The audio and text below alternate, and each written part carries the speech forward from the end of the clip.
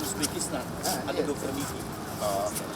Menteri Pemuda dan Olahraga Zainuddin Amali menyempatkan diri mengunjungi latihan timnas sepak bola proyeksi SEA Games 2023 Kamboja pada Sabtu sore.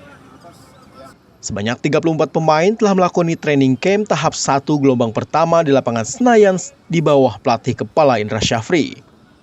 Training camp akan digelar 2 sesi, yakni sesi pertama 1 hingga 8 Maret dan sesi kedua pada 9 hingga 16 Maret.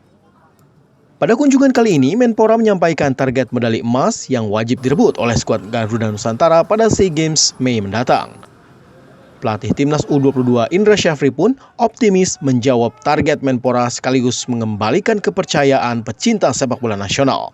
Mengingat pelatih 60 tahun ini pernah membawa timnas Indonesia merebut perak pada gelaran SEA Games 2019 Filipina.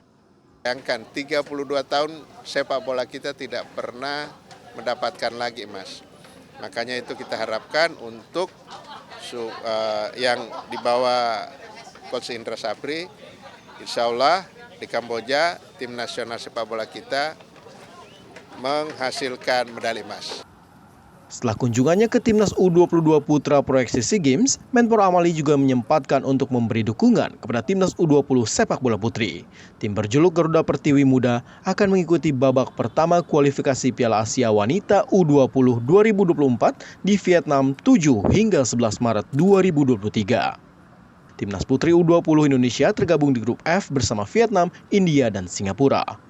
Rinin Taniken, Arif Rahman, Kompas TV, Jakarta.